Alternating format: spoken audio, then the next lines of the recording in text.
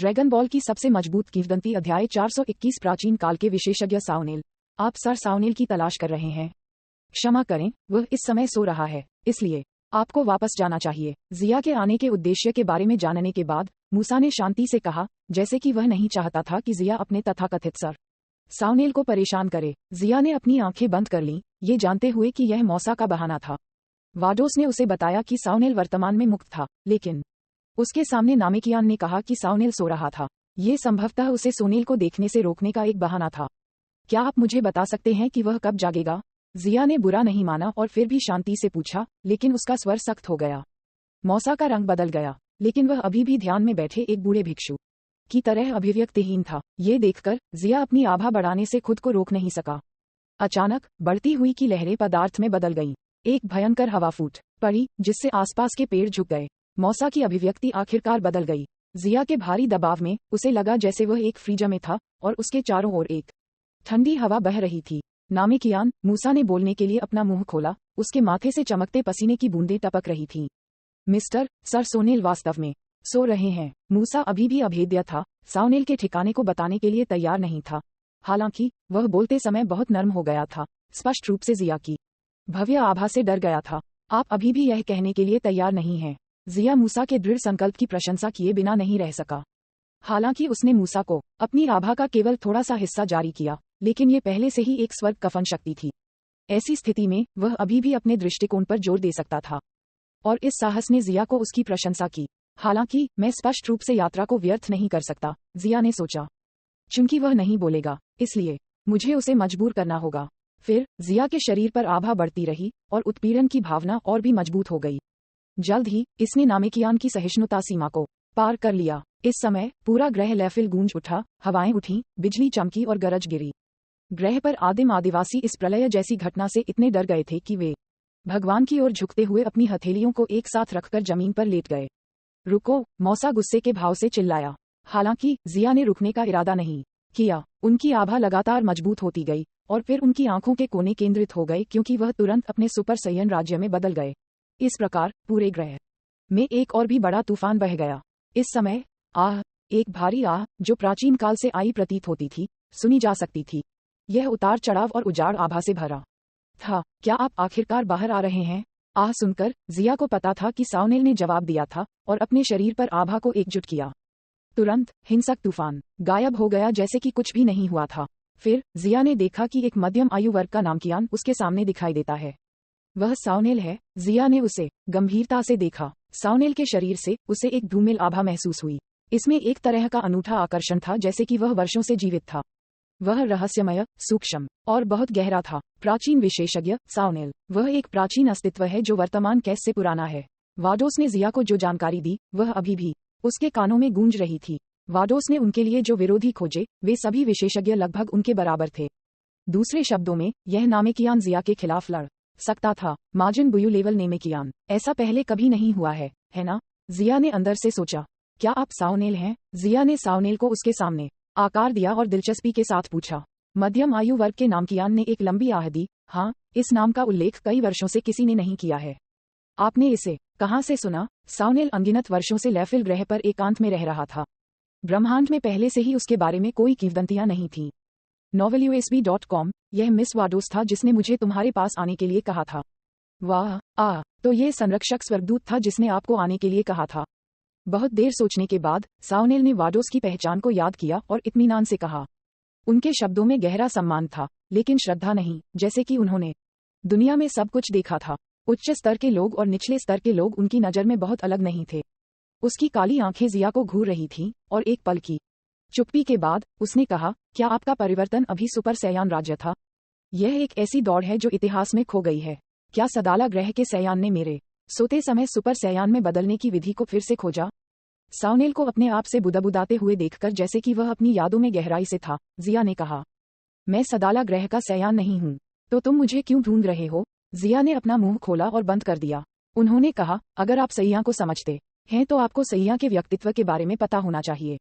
मैंने आपको स्वाभाविक रूप से खोजा क्योंकि मैं लड़ना चाहता हूँ और अपनी ताकत को परिष्कृत करना चाहता हूँ। सावनेल ने हंसते हुए कहा, आप लड़ना चाहते हैं? ये वास्तव में सैया की शैली है। ठीक है, मुझे देखने दें कि आप सुपर सैया को कितना शक्तिशाली बनाते हैं, और क्या आप पुराने सुपर सैया से मजबूत हैं या नहीं?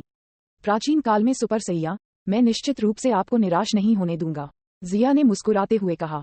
हालांकि उन्हें नहीं पता था कि यूनिवर्स 6 के प्राचीन सुपर सैयान कितने शक्तिशाली थे। जिया को विश्वास था कि वह साओनेल से कमजोर नहीं था। चारों ओर देखने के बाद जिया ने कहा, मुझे डर है कि यह ग्रह हमारी लड़ाई को बर्दाश्त नहीं कर सकता है। चलो बाहरी अंतरिक्ष में चलते हैं। ये कहने के बाद जिया ने नेतृत्व किया और एक तेज तीर की तरह उड़ गया और जल्दी से वायुमंडल के माध्यम से एक काले बिंदु में बदल गया। साओनेल ने चुपचाप अपना सिर उठाया, दूर तक देखा और पीछा किया। केवल नामकियान मूसा ही जगह पर बचा था, जो आसमान की ओर खाली घूर रहा था। ... खाली और विशाल ब्रह्मांड में जिया पहले से ही सुपर सैयान 2 में बदल गया था। सुनहरी आभा भड़क रही थी, जिससे वह सुनहरे सूरज की तरह दिख रहा था। जोरदार गति तारों से भरे आकाश में गहराई तक फैल गई। साओनेल जिया के बगल में पहुंची और उसे आश्चर्यचकित दृष्टि से देखा। उन्होंने अचानक पाया कि यह सैया सरल नहीं था। वह अपनी यादों में सुपर सैया से बहुत अलग थे। जिया की तीव्रता उनकी तीव्रता से कम नहीं थी। क्या एक सुपर सैयान भी इतना मजबूत बन सकता है? सोनील की नजर अचानक तेज हो गई और उसके पूरे शरीर ने चमकदार और पारभासी सफेद प्रकाश उत्सर्जित किया। उसकी मर्मज्ञ दृष्टि जिया के माध्यम से देख रही थी। मिस्टर जी, आपने सुपर सैया के मार्ग पर अपने पूर्वजों से भी अधिक दूरी तय की है। कोई आश्चर्य नहीं कि मैडम वाडोस ने आपको मुझे खोजने के लिए आने के लिए कहा। आपके दिल में शुद्ध लड़ाई का इरादा है, इसलिए हमें एक अच्छी लड़ाई लड़नी चाहिए। ठीक है, आओ। जिया ने मुस्कान के साथ साओनेल को देखा, लेकिन उसके पूरे शरीर की मांसपेशियां पहले से ही तनी हुई थीं। साओनेल जैसे विशेषज्ञ का सामना करते हुए जिया निश्चित रूप से उसे हल्के में नहीं ले सका। जिया जानता था कि साओनेल की ताकत उससे कम नहीं थी, लेकिन क्योंकि साओनेल ने लंबे समय तक अपनी ताकत के हर अंश को बारीक किया था, इसलिए वह इसके हर अंश का उपयोग कर सकता था। इस प्रकार अगर जिया ने सब कुछ नहीं किया तो वह बहुत बुरी तरह से हार सकता है। जिया ने अपनी सांस को समायोजित किया, इसे एक समान दर पर रखा। उन्होंने अपने प्रतिद्वंद्वी को ध्यान से देखा और फिर एक लड़ाकू रुख अपनाया। साओनेल ने अपने सामने सुपर सैयान को एक गंभीर अभिव्यक्ति के साथ देखा। जिया के शरीर से वह एक घनी जीवन शक्ति महसूस कर सकता था। इससे पता चला कि जिया बहुत पुराना नहीं था, शायद केवल 30 या 40 साल का था। ये कल्पना करना मुश्किल था कि इतने युवा सैयान के पास पहले से ही ताकत थी जो उससे कम नहीं थी। साओनेल ने एक रुख अपनाया क्योंकि सफेद की लहरें पानी के छींटों की तरह बह रही थीं, शानदार गति बाहर निकल रही थी। शांत स्थान में साओनेल अचानक जिया की आंखों के सामने गायब हो गया। फिर जब वह फिर से प्रकट हुआ तो एक हरे रंग की रोशनी चमकी और एक मुट्ठी अचानक जिया के सिर के ऊपर दिखाई दी। जिया की आंखें मुड़ गईं और उसने वापस मारने के लिए अपनी बांह उठाई, जबकि उसका शरीर साओनेल की मुट्ठी से बचते हुए साइड में चला गया। फिर जिया ने तेज गति से साओनेल के आंदोलनों का पालन किया। राज्य राज्य राज्य प्रकाश की सुनहरी चमक फूट पड़ी। एक शूटिंग स्टार की तरह प्रकाश की रंगीन किरणें उठीं और तुरंत अंधेरे ब्रह्मांड के तारों वाले आकाश में गायब हो गईं। ड्रैगन बॉल की सबसे मजबूत किंवदंती अध्याय 422 स्वैपिंग पॉइंटर्स। बाहरी अंतरिक्ष में जिया और साओनेल ने एक दूसरे पर हमला किया। उनकी चाल तेज थी और पलक झपकते ही वे कई ग्रहों के बीच चमक उठे। ब्रह्मांड की गहराई में प्रकाश के 2 चमकदार बीम एक दूसरे की ओर तेज हो गए, जल्दी से टकराने और तुरंत अलग होने से पहले। फिर वे फिर से टकराए और एक बार फिर अलग हो गए। प्रत्येक प्रभाव जबरदस्त शक्ति के साथ फूट रहा था, जैसा कि सितारों के ढहने पर उत्पन्न होता है। राज्य राज्य राज्य प्रभाव शांत थे, लेकिन तरंगें अंतरिक्ष स्तर पर बाहर निकलती रहीं। एक एक करके विस्फोट प्राचीन काल से आने वाले विशाल वज्र की तरह थे, जो विशाल ब्रह्मांड में घूम रहे थे और फैल रहे थे। जिया का शरीर तेजी से चमक रहा था क्योंकि वह जल्दी से साओनेल के हमलों को चकमा दे रहा था, और फिर उसकी आंखें तेजी से मुड़ गईं, जो साओनेल की आकृति का बारीकी से अनुसरण कर रही थीं। फिर जिया ने देखा कि साओनेल ने उंगलियों के साथ अपनी भौहों के बीच 2 उंगलियां रखीं, जो स्टारलाइट के एक धब्बे की तरह चमक रही थीं, जबकि उसका दूसरा हाथ अचानक फैल गया। फिर अविश्वसनीय रूप से साओनेल का हाथ शून्य के माध्यम से फैल गया। लंबी बांह जिया को घेर रही थी। हे, ये पिकोलो की चाल के समान है। साओनेल को एक परिचित चाल का उपयोग करते देख जिया की आंखें चौड़ी हो गईं और उसने उदास होकर आह भरी, नामकियन जाति की प्रतिभा वास्तव में शक्तिशाली है। फिर अंतहीन दबाव के बीच जिया गुस्से से चिल्लाया और उसकी हरी आंखें ठंडी रोशनी से चमक उठीं। उसके पूरे शरीर को ढकने वाली जोरदार सुनहरी रोशनी तुरंत फूट पड़ी। भेड़ियों और बाघों की तरह भयानक आभा की लहर के बाद लहर दहाड़ती रही। गड़गड़ाहट शून्य से हर उठा। साओनेल की बाह में विस्फोट हो गया, जबकि जिया ने कई 100 मीटर पीछे हटने का मौका लिया। फिर जिया ने अपनी मुद्रा को समायोजित किया और साओनेल की ओर दौड़ते हुए नीचे झुक गया। उसकी उंगलियां थोड़ी हिल गईं और एक ऊर्जा लहर तैयार की गई। जिया के आंदोलन को करीब से देखते हुए सावनेल की आंखें झिलमिला उठीं और अचानक उसने एक हार्दिक मुस्कान प्रकट की। अच्छा नहीं। सावनेल की मुस्कान देखने के बाद जिया को तुरंत एहसास हुआ कि उसे बेवकूफ बनाया गया था और जल्दी से अपने आंदोलनों को समायोजित किया। हालांकि सावनेल ने अवसर का फायदा उठाया, क्योंकि एक नया हाथ अचानक टूटे हुए हाथ के स्थान पर बढ़ता है और जिया के चारों ओर लपेटा जाता है। अप्रभावित और बिना किसी हिचकिचाहट के सोनेल ने हमला किया। उसके दूसरे हाथ की उंगलियों पर एक चमकती चमक फूट पड़ी। अचानक शांत और अंधेरे तारों वाले आकाश में एक भव्य और चमकदार प्रकाश उभरा, जिसमें स्वर्ग और पृथ्वी को नष्ट करने के लिए पर्याप्त शक्ति थी। इसके बाद अंतरिक्ष बाधा को विभाजित करते हुए एक सर्पिल हमला हुआ। महत्वपूर्ण क्षण में जिया अब और पीछे नहीं हट सकता था। इस प्रकार वह चिल्लाए बिना नहीं रह सका। Space time freeze. पूरा तारों वाला आकाश तुरंत बर्फ नीले ठहराव में गिर गया। जिया का शरीर चमक उठा और वह सावनेल की चाल से टूट गया, जिसके बाद उसने तुरंत स्पेस टाइम फ्रीज उठा लिया।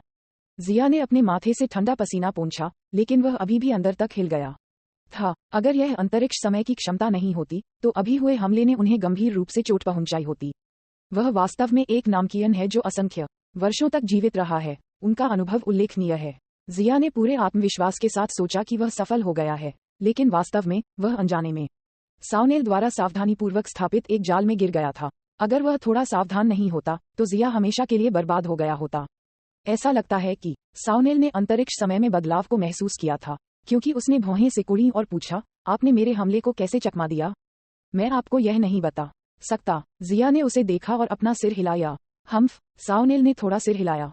चूंकि यह जिया का रहस्य था, इसलिए उन्होंने आगे की जांच करना अपनी गरिमा के नीचे समझा। फिर सावनेल ने फिर से हमला किया। एक अकल्पनीय कोण से जिया के पीछे दिखाई दिया, क्योंकि उसने एक मुक्का फेंका था।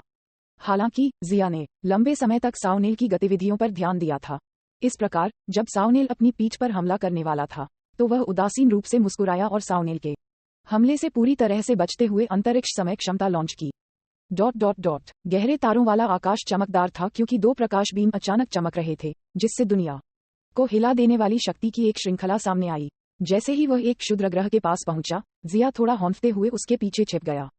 novelUSB.com। लंबी लड़ाई के बाद उनकी आभा अव्यवस्थित होने लगी थी। अपने माथे से पसीना पोंछते हुए जिया शांत हो गया और मुस्कुराया। न केवल सावनेल के हमले के तरीके विविध हैं, बल्कि वह बेहद अनुभवी भी है। इसके अलावा नमेकियों की जादुई क्षमताओं के साथ मिलकर वह वास्तव में एक उल्लेखनीय प्रतिद्वंद्वी है। सावनेल की ताकत ने जिया को आशंकित महसूस कराया, लेकिन जिस बात ने उसे और भी अधिक लाभ पहुंचाया वह था सावनेल की अपनी शक्ति की सूक्ष्म समझ। जैसे कि उसकी शक्ति का हर हिस्सा उसके हाथों में सावधानी से इस्तेमाल किया जा सकता था। शियाया युद्ध के दौरान सावनेल द्वारा इस्तेमाल की जाने वाली विभिन्न रणनीतियों से आश्चर्यचकित था। इसने उसे एक प्राचीन विशेषज्ञ के गहरे ज्ञान का अनुभव करने दिया।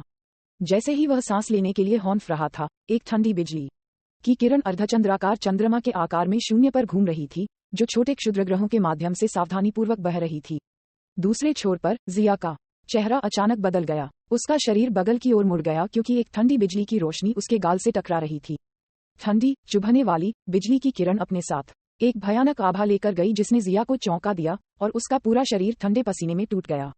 जैसे ही वह अपनी पिछली स्थिति का सामना करने के लिए वापस मुड़ा, जिया ने पाया कि पत्थर का खोल फट गया था और फिर एक सपाट रास्ते के साथ ये खुल गया। पूरे क्षुद्र ग्रह को जबरन दो टुकड़ों में काट दिया गया था। तुम्हें मिल गया। सावनेल का पुतला जिया के सामने दिखाई दिया, जिसके बाद उनके बीच लड़ाई हो गई। उन दोनों ने लगातार एक दूसरे पर हमला किया। उनकी हमलावर गति तेजी से तेज हो रही थी। एक विभाजित सेकंड में वे पहले से ही 100 से अधिक बार लड़ चुके थे। राज्य राज्य राज्य। शून्य थोड़ा कांप रहा था। कोई आवाज नहीं सुनी जा सकती थी, लेकिन दूर से ग्रहों के कांपने से उनके हमलों की उग्रता महसूस की जा सकती थी। चकमा देना, प्रकट होना, हमला करना, पीछे हटना और बचाव करना। आंदोलनों की यह श्रृंखला, जैसे तैरते बादल और बहते पानी, को किसी अतिरिक्त सोच की आवश्यकता नहीं थी और ऐसा लगता था कि यह शरीर की वृत्ति बन गई है। धमाका। सावनेल की आंखें चौड़ी हो गईं, क्योंकि उसने जोर से मुक्का मारा, लेकिन जिया ने हल्के से उसे अपने हाथ से दूर धकेल दिया। फिर उन्होंने तेजी से एक तीर की तरह गोली चलाई और कई किलोमीटर की दूरी खींच ली। उनके स्तर पर अंतरिक्ष में इस दूरी को तुरंत तय किया जा सकता है। जिया का शरीर वापस उछल पड़ा। सावनेल से कुछ दूर खींचने के बाद उसने अपने हाथों में एक ऊर्जा लहर को संघनित किया। आकाश नीली ऊर्जा लहर एक चमकदार चमक के साथ चमकती है और सावनेल की ओर निकल जाती है। ऊपर देखते हुए और जिया को ऊर्जा तरंग का उपयोग करते हुए देखकर सावनेल के चेहरे पर मुस्कान आ गई। उसने शांति से अपने हाथ फैलाए और लापरवाही से हवा में एक चाप खींचा। फिर ऊर्जा तरंग 1 मिनट के कोण के साथ झुक गई। जू ऊर्जा की लहर सावनेल की हथेली से आगे निकल गई और विशाल अंधेरे आकाश में गायब हो गई। ... ठीक है, हम लड़ाई यहीं रोक देंगे। यदि आप अभी भी लड़ना चाहते हैं तो एक और दिन जारी रखना बेहतर होगा, सावनेल ने शून्य में शांति से खड़े होकर कहा। उनकी आवाज ऊर्जा तरंगों के माध्यम से प्रसारित की गई थी। जिया ने मुस्कुराते हुए सिर हिलाया। इस लड़ाई से उन्हें काफी फायदा हुआ। हालांकि दोनों पक्षों ने अपनी पूरी कोशिश की, क्योंकि यह जीवन और मृत्यु की लड़ाई नहीं थी। वे पीछे हट गए। कम से कम जिया ने अपने कुछ बड़े मूव्स का इस्तेमाल नहीं किया। अगर वह ऐसा था तो जिया जानता था कि सावनेल भी वही था, एक पुराने राक्षस के रूप में जो अज्ञात वर्षों तक जीवित रहा था। उसके लिए कुछ गुप्त चाल विकसित नहीं करना असंभव था। हालांकि इस लड़ाई ने जिया को एहसास दिलाया था कि उन्हें अपने फायदे और नुकसान का ठीक से अध्ययन और विश्लेषण करने के लिए एक जगह खोजने की जरूरत है। जिया ने कहा, ठीक है, हम किसी और दिन फिर से लड़ेंगे। सावनेल ने मुस्कुराते हुए सिर हिलाया और जिया को आमंत्रित किया। अभी के लिए आप उस जगह पर क्यों नहीं आते जहां मैं एकांत में रहता हूं? आइए मार्शल आर्ट के रहस्यों पर ठीक से चर्चा करें। मैं बता सकता हूं कि आप जिस रास्ते पर चलते हैं वह एक ऐसा क्षेत्र है जिससे मैं परिचित हूं। विभिन्न लोगों के ज्ञान को इकट्ठा करना भी प्रशिक्षित करने का एक अच्छा तरीका है। जिया ने सिर हिलाया और सावनेल के साथ मिलकर प्लेनेट लेफिल के लिए वापस उड़ान भरी। वहां नामिकियान मूसा उत्सुकता से आगे पीछे घूम रहा था। सावनेल और जिया को वापस देखकर उसके चेहरे की चिंता दूर हो गई और फिर वह उनकी ओर बढ़ गया। ड्रैगन बॉल की सबसे मजबूत किंवदंती अध्याय 423। सावनेल की उत्पत्ति। जब सावनेल ने मौसा को आते देखा तो उसने थोड़ा सिर हिलाया और कहा, श्री जिया थोड़ी देर के लिए प्लेनेट लेफिल पर रहेंगे। तुम जा सकते हो और अपना काम कर सकते हो, आपको उस पर ध्यान देने की जरूरत नहीं है। मूसा ने आश्चर्य से सिर उठाया और जिया की ओर देखा, लेकिन चूंकि सर सावनेल ने ऐसा कहा है इसलिए उसने समझ में सिर हिलाया और कहा, हाँ सर सावनेल। फिर मूसा पास की एक छोटी सी इमारत में वापस चला गया जो बेलों से घिरा हुआ था और एक मूर्ति के रूप में स्थिर बैठा था। सावनेल ने अपनी नजर वापस ले ली और जिया को मुस्कान के साथ अपने निवास पर आमंत्रित किया। दोनों लोग आकाश में चढ़ गए और 1000 मीटर की ऊंचाई तक पहुंचने के बाद उन्होंने तेजी से एक दिशा में उड़ान भरी। रास्ते में सावनेल ने जिया से कहा, मूसा ग्रह लेफिल पर केवल 7 नामिकियों में से एक है और वह हमेशा बाहरी लोगों के प्रति सतर्क रहा है। केवल इस क्षण में जिया समझ गया। उसने समझ में सिर हिलाया और अंदर से सोचा, मूसा को नेल की तरह एक योद्धा प्रकार के नामकियन होना चाहिए और उसके पास बाहरी लोगों के प्रति एक सहज अस्वीकृति है। कोई आश्चर्य नहीं कि जब मैं आया तो उसने अपनी आभा छिपाई, क्योंकि वह बाहरी लोगों के संपर्क में नहीं आना चाहता था। अचानक जिया के मन में एक विचार आया और उसने पूछा, मिस्टर सावनेल, आपने अभी कहा था कि ग्रह लेफिल पर केवल 7 नामिकियन हैं, लेकिन जहां तक मुझे पता है नामिकियन अंडे थूककर संतान को जन्म दे सकते हैं। फिर उनकी संख्या इतनी कम क्यों है? ब्रह्मांड 7 के ग्रह नामक पर सैकड़ों साल पहले पूरे ग्रह पर बहने वाले जलवायु तूफान के कारण केवल नामिकियों के ग्रैंड एल्डर बच गए। हालांकि सैकड़ों वर्षों के प्रजनन के बाद उनकी दौड़ धीरे धीरे एक निश्चित सीमा तक ठीक हो गई। नामिकियन का ग्रैंड एल्डर संतान को जन्म दे सकता है, फिर यहाँ के नामिकियन भी ऐसा क्यों नहीं कर सकते? सावनेल ने आश्चर्य से जिया को देखा। उन्होंने उम्मीद नहीं की थी कि इस सयान को बहुत कुछ पता चल जाएगा। उन्होंने आह भरी और कहा, वास्तव में प्राचीन काल में नामिकियों में ऐसे लोग थे जिनके पास ये क्षमता थी, लेकिन दुर्भाग्य से जब हमने ग्रह नामक छोड़ा तो हमारी जाति के बीच इस तरह का कोई नामकियन पैदा नहीं हुआ था। नामिकियों को अलग अलग प्रतिभाओं के अनुसार विभिन्न प्रकारों में विभाजित किया गया था। हीलर प्रकार, समर्थन प्रकार, योद्धा प्रकार और बहुमुखी प्रकार। यूनिवर्स 7 में पिकोलो और नील योद्धा प्रकार से संबंधित हैं, जबकि डेंडे हीलर प्रकारों से संबंधित हैं जो ड्रैगन बॉल बना सकते हैं। हालांकि प्लेनेट नेमेक का ग्रैंड एल्डर बहुत ही रहस्यमय शक्तियों के साथ एक बहुत ही दुर्लभ बहुमुखी प्रकार था। अब ग्रह लेफिल पर एक हीलर प्रकार को छोड़कर बाकी सभी योद्धा प्रकार के नामिकियन हैं। ऐसे नामिकियन अपने पूरे जीवन काल में केवल एक संतान को जन्म दे सकते हैं। सावनेल ने भावनाओं में आह भरी। कितना अच्छा होता अगर नामिकियों के बीच एक बहुमुखी प्रकार का सदस्य होता। उनकी दौड़ को पुनः पेश किया जा सकता था। आपने पहली बार में प्लेनेट नेमेक क्यों छोड़ा? क्या ये जलवायु तूफान के कारण है? जिया ने पूछा। जलवायु तूफान? नहीं, शक्तिशाली दुश्मनों के कारण हमें अपने मूल स्टार को छोड़ना पड़ा। सावनेल को नहीं पता था कि जिया ने जलवायु तूफान का उल्लेख क्यों किया। उसने अपना सिर हिलाया और उसकी आंखों में एक याद करने वाली दृष्टि दिखाई दी। उसके विचार कई साल पहले के ग्रह नामक की ओर बह रहे थे। ये ग्रह लेफिल की तरह एक पन्ना हरा ग्रह था, जिसमें फिरोजा रंग की झीलें और हरे घास के मैदान थे। जहां तक आंखें देख सकती थीं, हवा के झोंके लहरों की तरह लहरें उठा रहे थे। सावनेल की आवाज बेहोश लग रही थी, क्योंकि उसने कहा, बहुत दूर के अतीत में ग्रह नामक पर दसियों हजार नामिकियन रहते थे। उस समय प्राचीन मंदिर रहस्यमय ड्रैगन गेंदों के साथ प्रतिष्ठापित था। ओह, आप नहीं जानते कि ड्रैगन बॉल क्या है? आखिरकार ब्रह्मांड में वर्तमान में कोई संबंधित किंवदंतियां नहीं हैं। यह एक दिव्य वस्तु है जो हमें महान ड्रैगन भगवान जालामा द्वारा प्रदान की गई है। Novel USB.co कपा। वास्तव में मुझे पता है, जिया ने अपने दिल में सोचा, लेकिन वह साउनेल को टोके बिना चुपचाप सुनता रहा।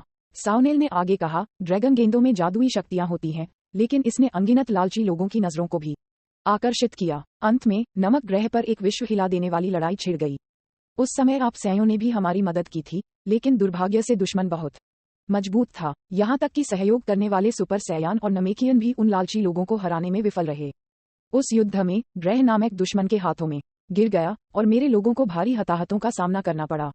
इसने सदाला ग्रह के सैया को भी फंसाया और उन्होंने उस युद्ध में सुपर सैयान परिवर्तन की विरासत खो दी। यहाँ तक बोलने के बाद साउनेल के शांत चेहरे पर गुस्से के भाव दिखाई दिए।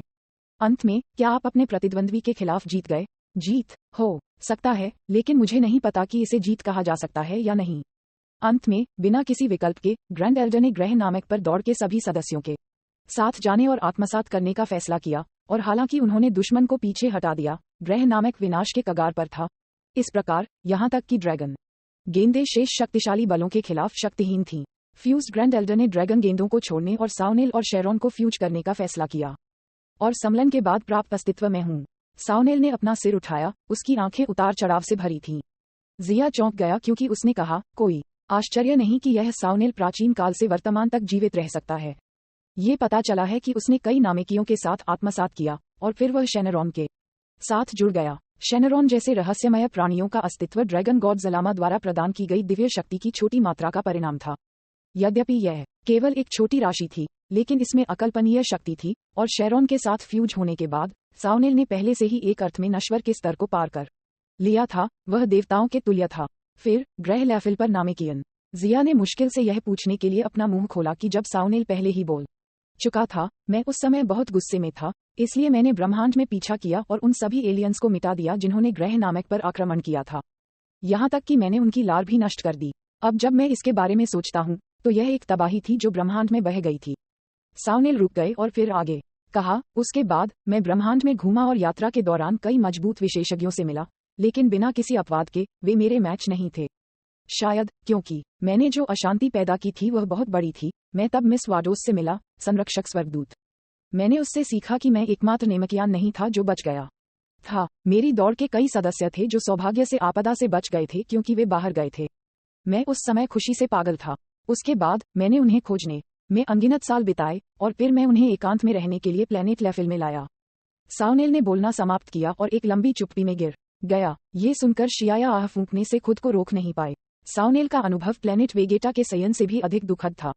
वेगेटा ग्रह के कम से कम बहुत सारे सयान बच गए थे। इसके अलावा ग्रह होमशान में प्रवास करने के बाद वे एक समृद्ध दिशा की ओर विकसित हो रहे थे। बेशक ये सब जिया के हस्तक्षेप के परिणामस्वरूप हुआ। यदि जिया अस्तित्व में नहीं था, तो प्लेनेट वेगेटा के सयान मूल काम के समान हो सकते थे, जिसमें केवल 2 या 3 छोटे फ्राइज शेष थे। अंततः अन्य जातियों के साथ विलय हो गए और समय की लंबी नदी में गायब हो गए। क्या वहाँ अभी भी कोई अन्य नामेकियन है? जिया ने पूछा। उन्होंने कहा, हो सकता है कि इतने साल हो गए हों, कोई नहीं जानता। यहाँ तक कि अगर वहाँ अन्य नामेकियन हैं, तो शायद वे पहले से ही अपनी पहचान भूल गए हैं। जिया ने चुपचाप सिर हिलाया। आखिर इतने साल बीत चुके थे। यहाँ तक कि काय, जो आकाशगंगा के प्रभारी थे, बदल गए थे। इतने लंबे समय में बड़े बदलाव हो सकते हैं। समय की शक्ति सभी निशानों को नष्ट कर देती है। बातचीत करते हुए वे उस जगह की ओर चले गए जहां साउनेल एकांत में रहता था। साफ आकाश में कुछ सफेद बादल तैर रहे थे। क्योंकि वे नर्म हवा के नीचे फैल रहे थे, विभिन्न आकारों में बदल रहे थे। साउनेल अर्धचंद्राकार द्वीप पर एकांत में नहीं रह रहा था, बल्कि हजारों मील दूर एक और जगह पर रह रहा था। जिया और साउनेल इत्मीनान से उड़ान भर रहे थे क्योंकि वे जल्दी में नहीं थे। जल्द ही उनके सामने एक अंगूठी के आकार का द्वीप दिखाई दिया। ये केवल 10 किलोमीटर के दायरे वाला एक द्वीप था। ये बहुत बड़ा नहीं था। द्वीप के केंद्र में एक हरा पूल था, जो दूर से हरे रंग की नेत्रगोलक की तरह दिखता था। यह एक शांत, विपुल और रहस्यमय रंग उत्सर्जित कर रहा था। जिया और साउनेल ने आकाश में एक चाप खींचा और एक क्षणभंगुर झलक के साथ 2 चमकदार चमक द्वीप की परिधि की ओर गिर गईं। ड्रैगन बॉल की सबसे मजबूत किंवदंती, जबकि जिया ने साउनेल के साथ यूनिवर्स 7 की पृथ्वी में अपने निवास पर प्रशिक्षण अनुभवों के बारे में बातचीत की। एक नया परिवर्तन सख्ती से हो रहा था। एलियंस के पृथ्वी पर आक्रमण करने की घटना बीत चुकी थी और सामाजिक व्यवस्था धीरे धीरे ठीक हो रही थी। हालांकि सभी पृथ्वीवासियों ने अभी भी तात्कालिकता की भावना महसूस की। वे विशाल ब्रह्मांड में पृथ्वी की स्थिति को नहीं जानते थे। क्या यह उच्च स्तरीय या निम्न स्तरीय था, या यह उल्लेख करने लायक भी नहीं था। किसी भी समय एलियंस द्वारा हमला किए जाने का डर बुरा था। माहौल अब लापरवाह और आरामदायक नहीं था। उस दिन के बाद से गोकू और टिएन शिनहान ने प्रशिक्षण यार्ड में अपना दैनिक प्रशिक्षण शुरू किया, और पिकोलो और अन्य लोग अपना काम बहुत दूर नहीं कर रहे थे। धमाका धमाका धमाका। जैसे ही जमीन पर धुंधली तस्वीरें दिखाई दी, यार्ड में मौजूद गोकू ने अपने शरीर को नीचे उतारा और उसके ऊपर से फिसल गया। जब टिएन शिनहान ने ये देखा तो उसने अपनी बाहों को फैला दिया। उसका चकमा देने का इरादा नहीं था। उसकी गांठ वाली मांसपेशियां तनी हुई थीं और एक शक्तिशाली ताकत फूट पड़ी, जिससे गोकू पीछे चला गया। लगातार 1 दर्जन से अधिक बैकफ्लिप के बाद गोकू ने अपने पैर फिर से हासिल कर लिए। इसके बाद उन्होंने सांस छोड़ते हुए कहा, टिएन शिनहान, आप वास्तव में बहुत शक्तिशाली हैं, लेकिन यह इस तरह से अधिक मजेदार है। तुम भी बुरे नहीं हो। दोनों एक दूसरे को देखते रहे। गोकू को मजबूत विशेषज्ञों को चुनौती देना पसंद था।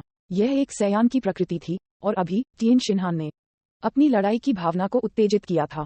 टिएन शिनहान बहुत सावधान था, अपनी ताकत को गोकू के समान स्तर तक दबा रहा था। इसका उपयोग करते हुए वह अपने कौशल को तड़का रहा था और अपने शरीर में ताकत के हर अंश के उपयोग को अधिकतम कर रहा था। क्योंकि प्लेनेट नेमेक के ग्रैंड एल्डर द्वारा उनकी क्षमता को अनलॉक करने के बाद उनकी ताकत में अचानक सुधार हुआ था। कुछ हद तक इसमें समय से पहले सुधार हुआ है। टिएन शिनहान ने हमेशा जिया की बातों को अपने दिमाग में रखा था। नींव महत्वपूर्ण थी, क्योंकि किसी की नींव जितनी मजबूत होगी, उसकी भविष्य की उपलब्धियां उतनी ही अधिक होंगी। टिएन शिनहान ने इस पर पूरी तरह से विश्वास किया। टिएन शिनहान ने पहले से ही अपना मार्शल आर्ट पथ खोज लिया था, लेकिन उनके लिए मजबूत विशेषज्ञों का शिक्षण अनुभवों की समीक्षा करने और उनसे सार को अवशोषित करने के समान था। इससे उसे कम चक्कर लगाने की अनुमति मिलेगी। कुछ ही दूरी पर पिकोलो हवा में मंडरा रहा था। गोकू और टिएन शिनहान को देख रहा था, जो दोनों ऊर्जा से भरे हुए थे, अराजक रूप से लड़ रहे थे।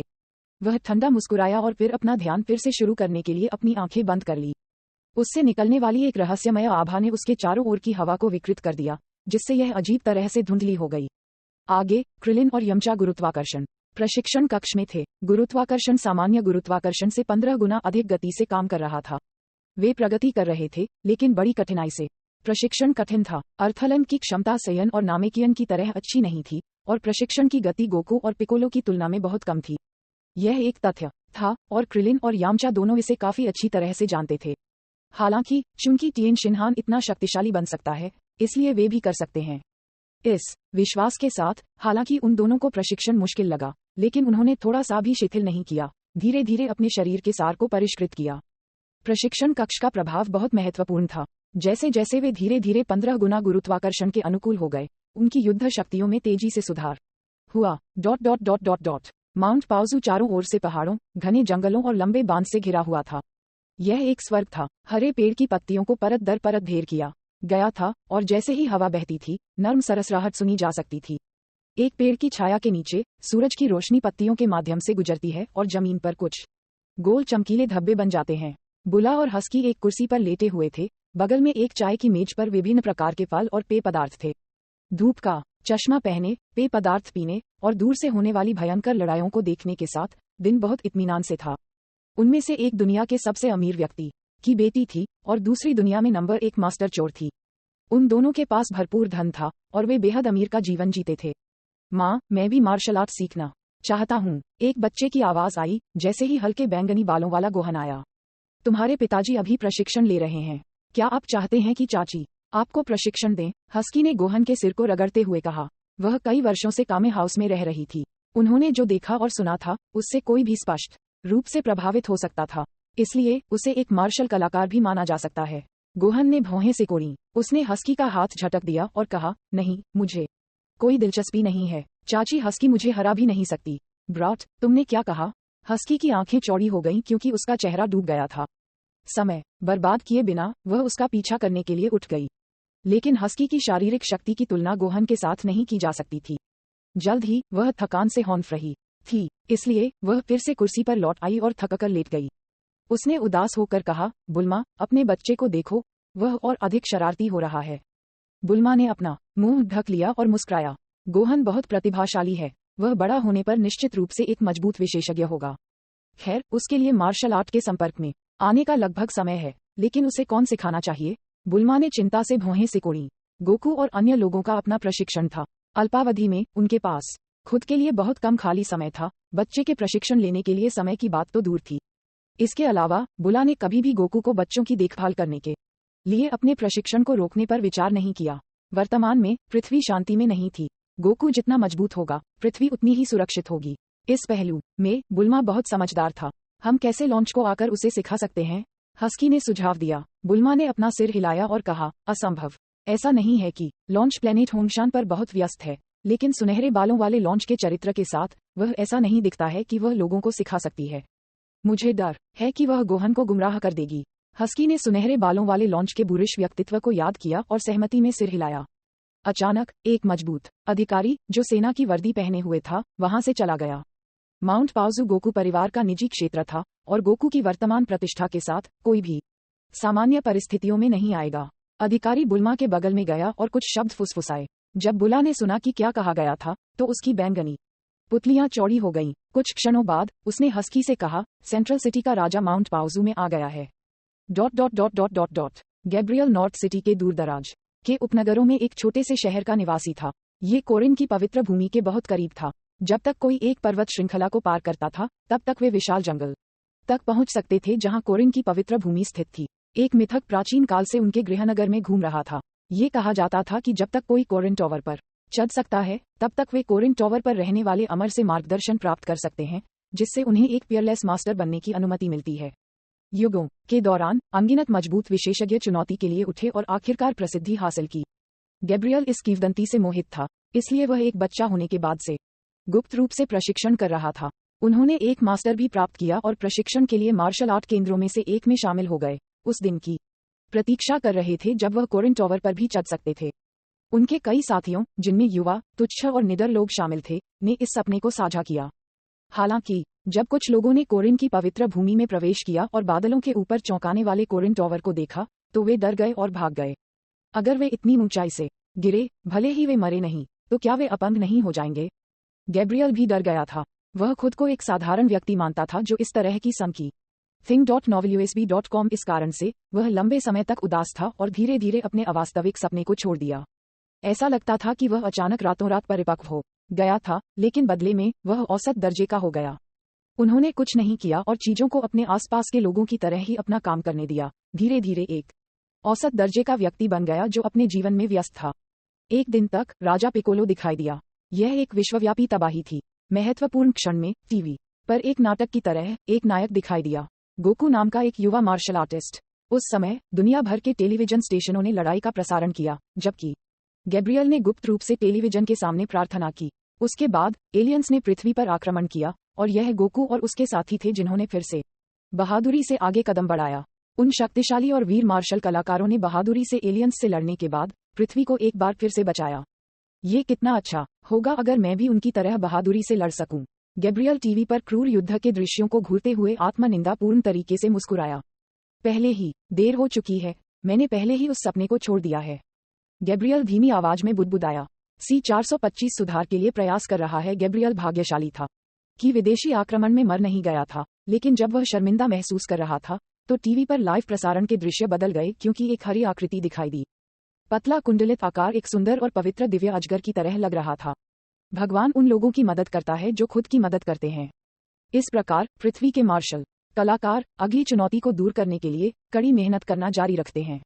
ये कहने के बाद शेनरॉन डिसअपियर्ड। novelusb.com। उस क्षण ये सुनने के बाद गैब्रियल की आत्मा जमकर हिल गई, जैसे कि उसे किसी प्रकार का बपतिस्मा मिला हो। जैसा कि उन्होंने अपने अतीत को याद किया, गैब्रियल ने अपने बचपन के सपने को याद किया और सपने को छोड़ने के बाद उनका उदास जीवन फिर जैसे कि एक कंकड़ पानी में गिर गया था। पानी में लहरें दिखाई दी। भगवान उन लोगों की मदद करता है जो खुद की मदद करते हैं। अगर मुझे ये भी नहीं पता कि खुद की मदद कैसे करें, तो मैं भगवान से मेरी मदद करने की उम्मीद कैसे कर सकता हूँ? गैब्रियल ने खुद से बुदबुदाया, जैसे कि उसके पास था। उसका रंग थोड़ा फूला हुआ था। वह अचानक फूट फूट कर रोने लगा, मानो इन कुछ वर्षों के अवसाद या अपने पतन पर असंतोष की भावना को बाहर निकाल रहा हो। लंबे समय के बाद गैब्रियल ने अपना सिर उठाया और उसकी काली आंखें चमक से चमक उठीं। उसकी मानसिकता बदल गई। मैं कोरिन टॉवर को फिर से चुनौती देने जा रहा हूँ। अगर मुझमें कोशिश करने की हिम्मत भी नहीं है, तो मैं कैसे बदल पाऊंगा? गैब्रियल ने खुद से कहा। ऐसा लगता है कि उन्होंने उन वर्षों से अपने सपनों को वापस पा लिया है। फिर गैब्रियल एक बार फिर चुप हो गया और ट्रंक और बक्से के माध्यम से रम गया जैसे कि वह पागल हो गया हो। उन्होंने एक पेन और पेपर निकाला, एक डेस्क के सामने बैठ गए और गंभीरता से एक योजना लिखी। वह पहले से ही एक वयस्क था और उसके पास एक वयस्क का परिपक्व तर्क था। गैब्रियल जानता था कि उसका शरीर कमजोर हो गया था और इसे ठीक होने में कुछ समय लगेगा। उस दिन के बाद गैब्रियल ने व्यायाम का पालन किया। उन्होंने छाया मुक्केबाजी का अभ्यास किया, घोड़े का रुख किया और हर दिन शहर के चारों ओर दौड़ते थे। अपनी दृढ़ता के साथ उन्होंने धीरे धीरे मार्शल कौशल की अपनी मूल नींव हासिल कर ली। कुछ महीनों में मैं कोरिन टॉवर जाऊंगा और कोशिश करूंगा, गैब्रियल ने पसीना पोंछते हुए सोचा। हालांकि वह जानता था कि सफलता की संभावना बहुत कम थी, लेकिन वह कोशिश किए बिना अपनी नींव का अनुमान नहीं लगा पाएगा। कठिनाइयों का सामना करते हुए सबसे मुश्किल काम पहला कदम उठाना था। पहले कदम के बाद जब तक वे एक समय में लगातार एक कदम उठाते हैं, तब तक वे बिना किसी बाधा के लंबी दूरी तय करने में सक्षम होंगे। गैब्रियल, आप फिर से प्रशिक्षण ले रहे हैं। शहर का एक मध्यम आयु वर्ग का ग्रामीण फसलों के साथ लौट रहा था जब उसने गैब्रियल को शहर के चारों ओर प्रशिक्षण लेते हुए देखा और चिल्लाया, मैं अभी भी कोशिश करने जा रहा हूँ। अच्छा, कड़ी मेहनत करना जारी रखें। ग्रामीण के चेहरे पर मुस्कान दिखी, फिर वह हाथ हिलाकर चला गया। गैब्रियल मुस्कुराया और घर लौट आया। उसने पानी की बोतल खोली, एक पे लिया और टीवी चालू किया। स्क्रीन पर एक ब्लैक प्रोग्रेस बार था। कुछ चैनलों को बदलने के बाद उन्होंने पाया कि सभी कार्यक्रम गायब हो गए थे और हर स्क्रीन में एक समान प्रगति पट्टी थी। क्या ये फिर से एक वैश्विक प्रसारण है? गैब्रियल का दिल हिल गया। टीवी स्क्रीन पर यह एक साथ लाइव प्रसारण पूरी तरह से 2 बार हुआ था। एक तब हुआ जब राजा पिकोलो प्रकट हुआ और दूसरा जब एलियंस ने पृथ्वी पर आक्रमण किया। ये सभी पृथ्वीवासियों के जीवन और मृत्यु से जुड़ी बड़ी घटनाएं थीं, इसलिए टीवी पर लाइव प्रसारण देखकर हर कोई डर के मारे कांप उठा। आशा है कि यह कुछ बुरा नहीं है। जल्द ही स्क्रीन पर प्रगति पट्टी लोड होना समाप्त हो गई और फिर स्क्रीन पर जो दिखाई दिया वह प्रकृति के हरे भरे पहाड़ियों और साफ पानी, पहाड़ के नीचे बहने वाली एक घुमावदार धारा और हरे पौधे थे।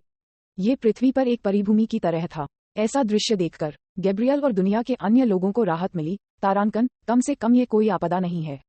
जल्द ही सेंट्रल सिटी के राजा दिखाई दिए और दर्शकों को एक क्रमादेशित स्पष्टीकरण दिया। इस समय लोगों को पता चला कि उनकी स्क्रीन पर दिखाया गया स्थान वह स्थान था जहां पृथ्वी का नायक गोकू एकांत में रहता था और कई अन्य नायक भी यहां प्रशिक्षण ले रहे थे। माउंट पाउजू, ये वास्तव में मार्शल आर्ट के लिए एक पवित्र भूमि है। गैब्रियल ने भावनाओं से आह भरी अपनी मूर्ति। गोकू के अतीत की महत्वपूर्ण घटनाओं के बारे में गैब्रियल इसे दिल से सुना सकता था और गोकू की पत्नी बुल्मा के साथ दोनों का संयोजन एक पौराणिक कथा कहा जा सकता है। दुनिया के सबसे अमीर परिवार की बेटी मिस बुला को बचपन से ही एडवेंचर करना पसंद है।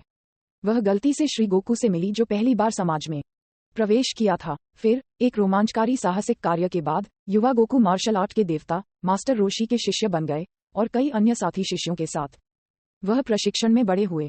कम उम्र में वह क्रमिक रूप से विश्व मार्शल आर्ट्स टूर्नामेंट के उपविजेता बने और चैंपियनशिप जीतने तक कायम रहे। बाद में उन्होंने युवा और सुंदर मिस बुला से शादी की और अब उनका एक बेटा है। इस तरह के अनुभव को एक अद्भुत टीवी श्रृंखला में रूपांतरित किया गया था। वैसे मिस बुला की बड़ी बहन प्रसिद्ध उपन्यासकार मिस टाइट्स हैं, जो 2 सबसे अधिक बिकने वाले उपन्यासों मार्शल इमोर्टल की जीवनी और क्रॉनिकल्स ऑफ द गैलेक्सी के लेखक हैं। वर्तमान में ऐसा लगता है कि मिस टाइट्स ने अपने उपन्यास में जो वर्णित किया है वह स्पष्ट रूप से पृथ्वी की मार्शल आर्ट दुनिया और ब्रह्मांड की स्थिति है। क्या मिस टाइट्स ने कभी पृथ्वी को छोड़ा है? अन्यथा विवरण इतना वास्तविक और रोमांचकारी क्यों है? जब गैब्रियल के विचार भटक रहे थे, गोकू, टिएन शिनहान, क्रिलिन और अन्य टीवी स्क्रीन पर दिखाई दिए। गैब्रियल को अचानक एहसास हुआ कि आज कुछ बड़ा हो सकता है। निश्चित रूप से उनके विचार वास्तविक हो गए। उन्होंने टीवी प्रस्तोता को ये कहते हुए सुना, हर कोई जानता है कि मिस टाइट्स ने कई बहुत प्रसिद्ध उपन्यास लिखे हैं, जैसे ये दोनों मेरे हाथों में हैं। टीवी प्रस्तोता ने 2 मोटे उपन्यास निकाले और उनका विज्ञापन किया। ईस्ट सिटी में पहले हुई बड़ी आपदा के बाद हमने विशेष रूप से मिस टाइट्स से पूछा और उनसे हमें परेशान करने वाली खबर मिली कि मिस टाइट्स के उपन्यासों में वर्णित अधिकांश चीजें सच हैं। उन्हें तथ्यों के आधार पर अनुकूलित किया गया है, जिसका अर्थ है कि वास्तव में पुस्तक में ब्रह्मांड में शक्तिशाली और भयावह एलियंस मौजूद हैं। यद्यपि वह मानसिक रूप से तैयार था, गैब्रियल एक ठंडी सांस में चूसने से खुद को रोक नहीं सका जब उसने ये जानकारी सुनी। उसके पैरों के तलवों से उसके सिर तक ठंड दौड़ रही थी। ये पता चला है कि उपन्यासों में वर्णित सभी दृश्य सच हैं। कहने का मतलब है, फ्रीजा वास्तव में मौजूद है, सैयान भी मौजूद हैं और ब्रह्मांड में विभिन्न जातियां भी मौजूद हैं। भले ही पात्रों और जातियों को गढ़ा गया हो, निम्न स्तरीय योद्धा, मध्य स्तरीय योद्धा और युद्ध शक्ति, ताकत और बलों के ये बुनियादी वर्गीकरण अभी भी वास्तविक हैं। गैब्रियल थोड़ा अनुपस्थित दिमाग वाला था और वह अकेला नहीं था। वास्तव में जिन लोगों ने ये खबर सुनी वे डर गए थे। यह उससे भी अधिक डरावना था जब उन्हें पता चला कि एलियंस ने पृथ्वी पर आक्रमण किया था, क्योंकि उस समय उन्होंने कम से कम ब्रह्मांड में पृथ्वी की निम्न स्थिति को नहीं समझा था और उनके दिमाग में अभी भी बहुत विरोधाभास नहीं था। यह एक ऐसे व्यक्ति की तरह है जो मानता है कि उसका जीवन बुरा नहीं है और अचानक कोई उसे एक दिन बताता है कि वह एक झुग्गी में रहता है और बाहर हर कोई उससे बेहतर जी रहा है। विशाल विरोधाभास ने लगभग लोगों को बेवकूफ महसूस किया। क्रूर बिंदु ये था, उपन्यास में विवरण के अनुसार एक औसत अर्थलन की युद्ध शक्ति केवल 5 अंक या उससे कम थी। 5 युद्ध शक्ति क्या एक महत्वहीन और दयनीय राशि।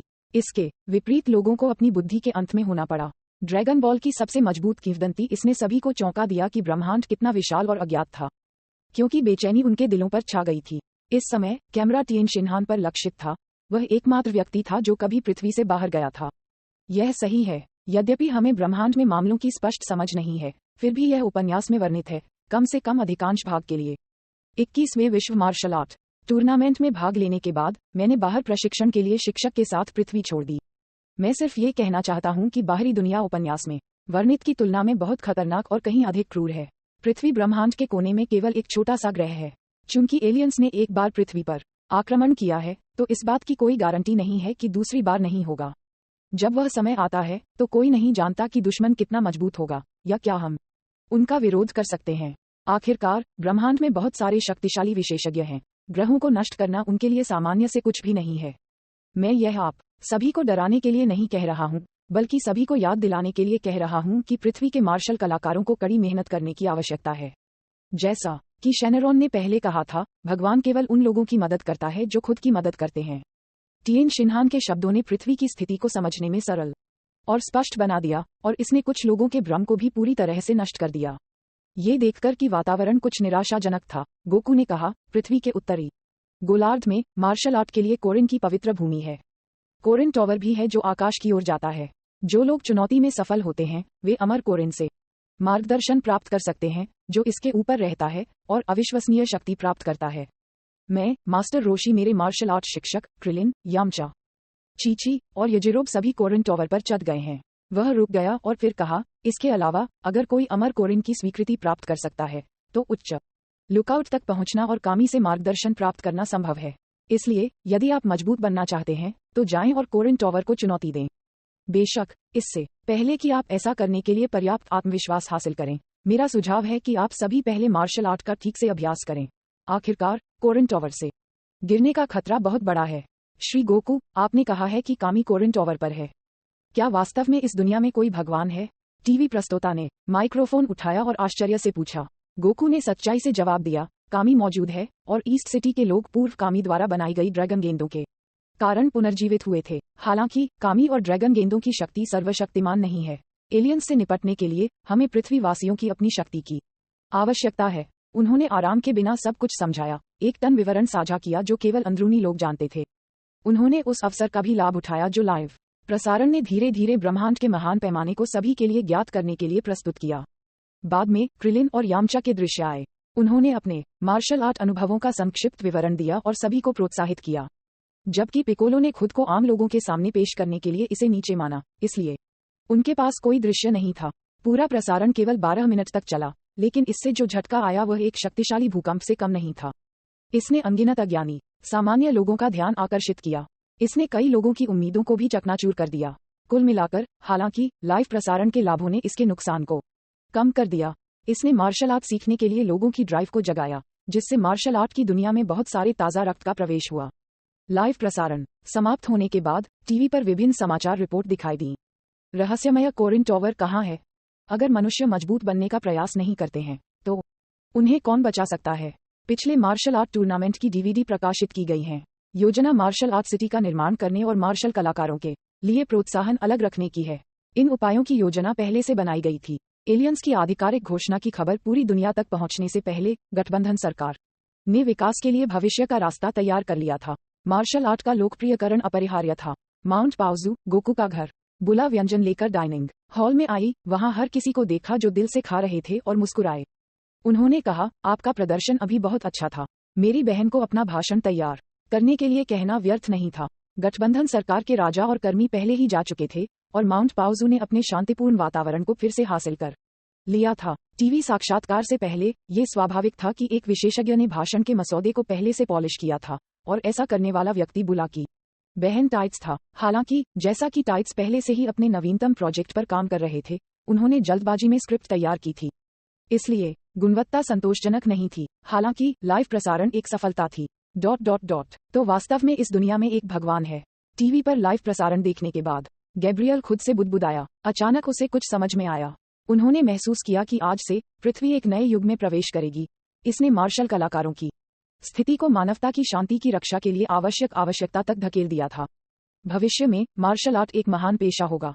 पृथ्वी की मार्शल आर्ट प्राचीन काल तक चली गई थी। ये ज्ञात नहीं है कि कितने वर्षों पहले इसके विशिष्ट स्रोत का पता लगाया जा सकता है, विशेष रूप से स्कूलों का। लेकिन प्राचीन काल से ही मार्शल आर्टिस्ट की हमेशा से अपनी मंडलियां रही हैं, जिनमें बाहरी लोग आसानी से प्रवेश नहीं कर पाते थे। जब आधुनिक समाज का आगमन हुआ, तभी विश्व मार्शल आर्ट्स टूर्नामेंट जैसे दुनिया भर में मार्शल आर्ट टूर्नामेंट अस्तित्व में आए। हालांकि इस टूर्नामेंट में प्रतिभागियों की संख्या बड़ी नहीं थी, और मार्शल आर्ट्स की सतह अभी भी एक रहस्यमय घूंघट में ढकी हुई थी। हालांकि अब तक ऐसा ही था। इस स्थिति को बदलना तय था। मानवता की रक्षा के लिए मार्शल आर्ट का अभ्यास और सम्मान करना हर किसी के लिए अपरिहार्य हो गया था। यहाँ तक कि अगर एक मजबूत विशेषज्ञ का उत्पादन करने की संभावना बेहद कम थी, जब तक कि मूल संख्या बड़ी है, मात्रा काफी महत्वपूर्ण होगी। अगले कुछ महीनों के लिए पूरी दुनिया अराजकता में थी। कई बड़े और छोटे शहरों में मार्शल आर्ट डोजो के विभिन्न साइनबोर्ड धीरे धीरे उभरे, जो राजा चप्पा नाम और अन्य लोगों के डोजोस का विज्ञापन करते थे। उनमें से वास्तविक डोजो मालिक और प्रसिद्धि के लिए मछली पकड़ने वाले थे। अराजक स्थिति लंबे समय तक नहीं रही। कैप्सूल कॉर्पोरेशन द्वारा लॉन्च किए गए अर्थलिंग्स बैटल पावर डिटेक्टर की लोकप्रियता के साथ प्रसिद्धि के लिए प्रसिद्ध मार्शल आर्ट डोजोस मछली पकड़ने को बंद कर दिया गया था। अर्थलिंग्स बैटल पावर डिटेक्टर सार्वभौमिक ऊर्जा डिटेक्टर के आधार पर बनाया गया था। पृथ्वी के कमजोर शरीर को ध्यान में रखते हुए डिटेक्टर एलियंस के मानक के लिए उपयुक्त नहीं था, इसलिए संख्याओं को निर्धारित किया गया था। जे माप की इकाई थी और 100 जे 10 युद्ध शक्ति के बराबर था। इसके अलावा मार्शल आर्ट सिटी आधिकारिक तौर पर पूरा हो गया था। ये कोरिन के विशाल जंगल की पवित्र भूमि से 100 किलोमीटर से अधिक दूर था। इसके भीतर प्रशिक्षण सुविधाएं व्यापक थीं और पूर्ण प्रणाली प्रथम श्रेणी और परिपूर्ण थी। यह उन लोगों को स्क्रीन करने के लिए डिजाइन किया गया था जो कोरिन टॉवर को चुनौती देना चाहते थे। केवल वे जो 200 जे यानी 20 बैटल पावर तक पहुंचते हैं, कोरिन टॉवर को चुनौती देने के योग्य होंगे, ताकि कोरिन की पवित्र भूमि में अराजकता और अनावश्यक हताहतों का कारण न बने। जैसे जैसे दिन बीतते गए, मार्शल आर्ट सीखना लोगों के बीच अधिक लोकप्रिय हो गया और पृथ्वी की मार्शल आर्ट व्यवस्थित तरीके से फल फूल रही थी। टाइट्स इस समय उत्साहित थे, क्योंकि उनके उपन्यास फिर से बहुत मांग में थे। पहले लिखे गए 2 उपन्यास एक बार फिर मुद्रित और प्रकाशित हुए, फिर भी आपूर्ति मांगों को पूरा नहीं किया। हर कोई जो मार्शल आर्ट का अभ्यास करता था या इसमें रुचि रखता था, उनके साथ पुस्तकों का एक सेट था, जो पहले से ब्रह्मांड के रहस्यों के बारे में सीख रहा था। नवनिर्मित मार्शल आर्ट सिटी में एफ्रो हेयर स्टाइल के साथ एक युवक ने एक संकेत उठाया और चिल्लाया, जो लोग कोरिन टॉवर के योग्यता परीक्षण में भाग लेना चाहते हैं, वे ध्यान दें, अब पंजीकरण चल रहा है। आज केवल 10 लोगों को भर्ती किया जाएगा और मैं समय सीमा पार होने के बाद इंतजार नहीं करूंगा।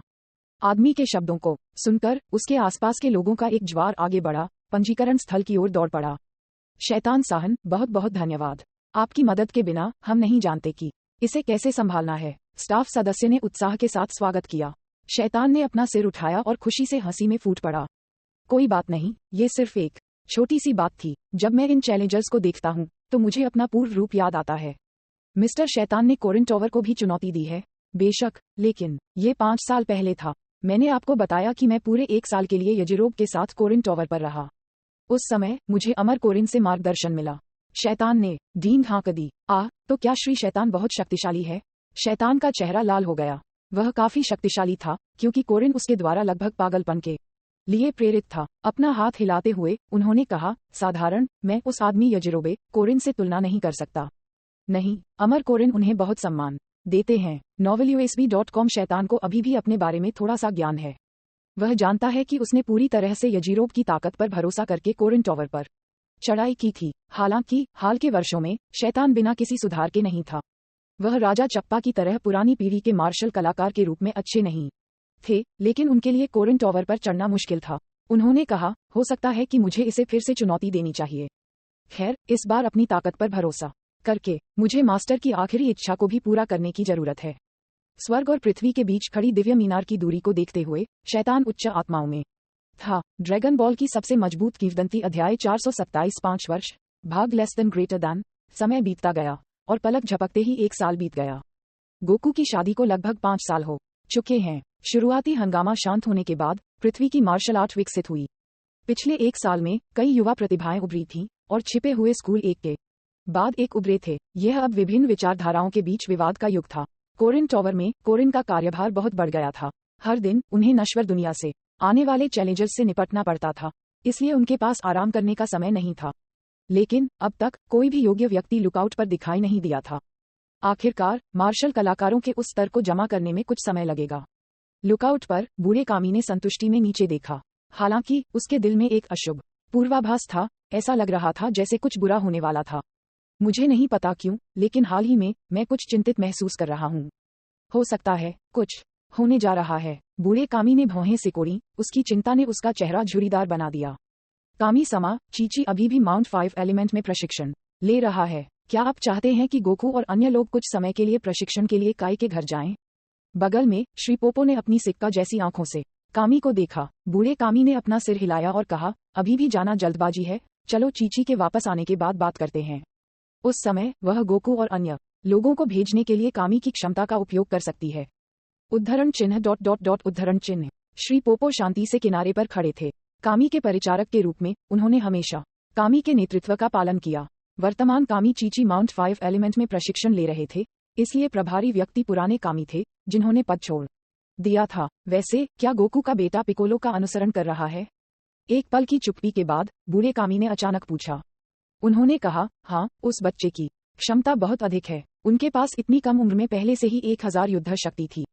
गोहन की बात करें तो मिस्टर पोपो भी हैरान रह गए।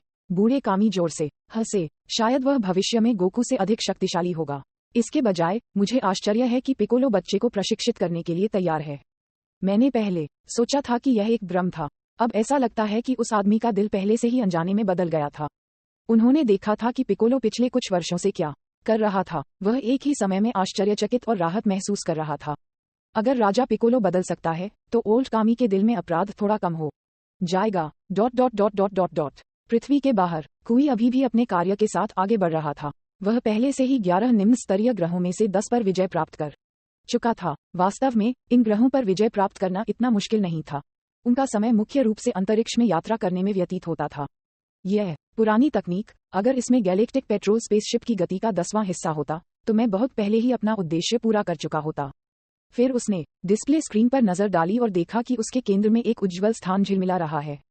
कुई मुस्कुराया। उसके 2 एंटेना हिल रहे थे।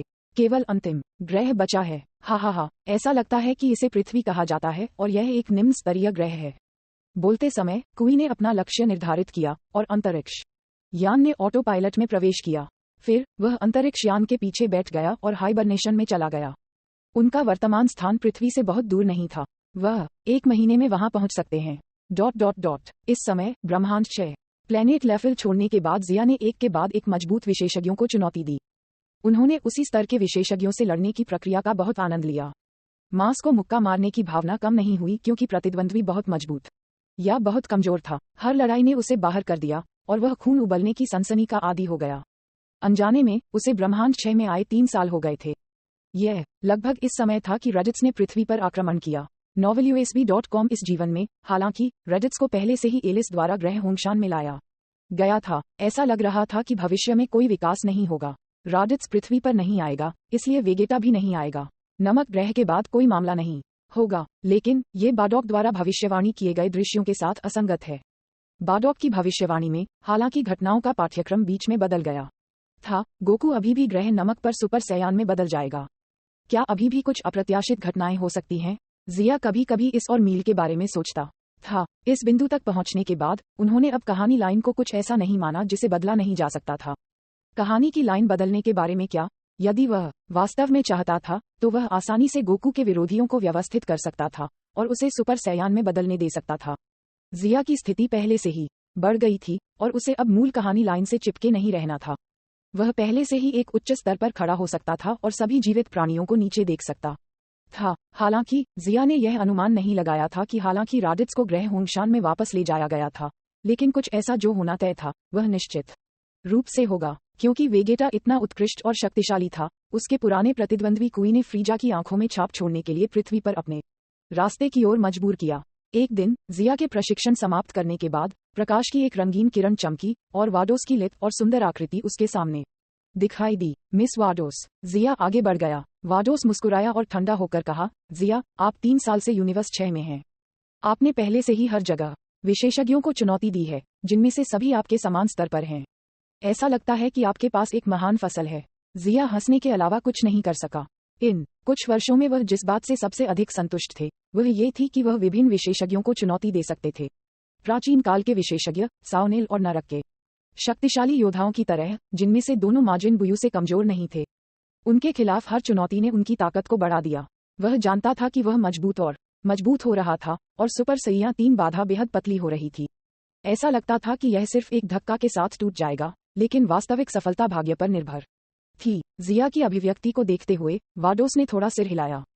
उन्होंने कहा, ईमानदारी से कहूं तो आप इस हद तक आगे बढ़े हैं।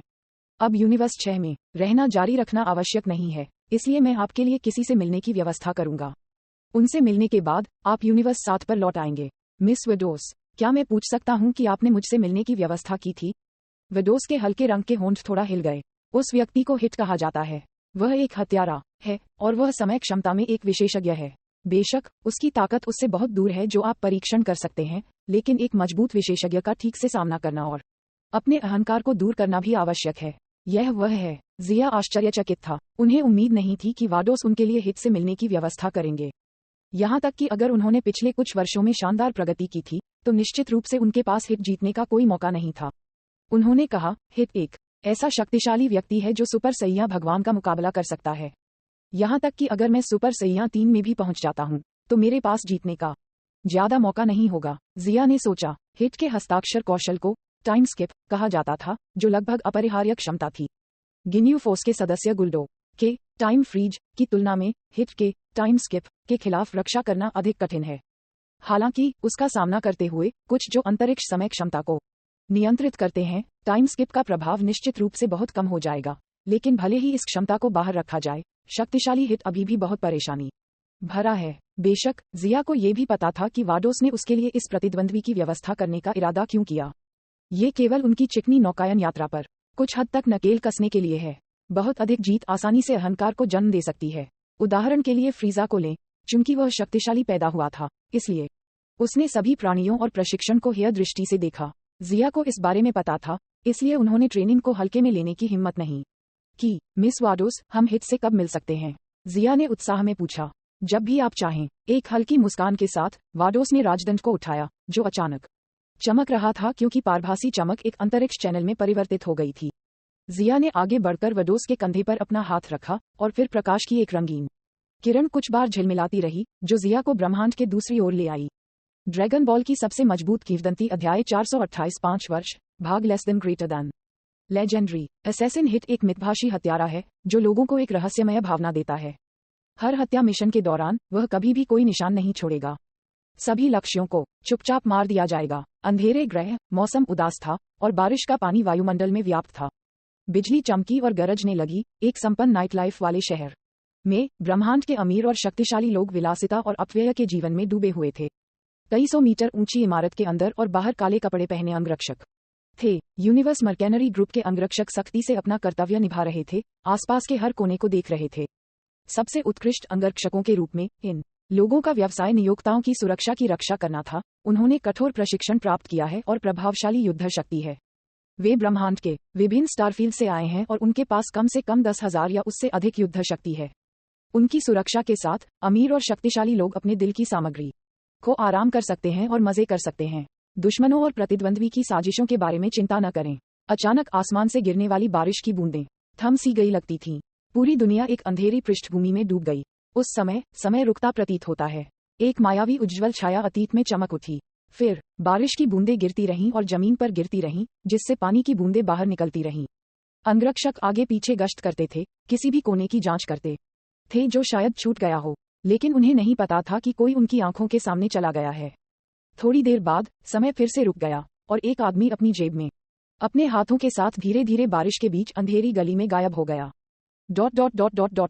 हजारों मील दूर एक ऊंची इमारत पर हिट ने अपनी जेब से एक तस्वीर निकाली और हवा में बिखरने से पहले इसे टुकड़ों में फाड़ दिया।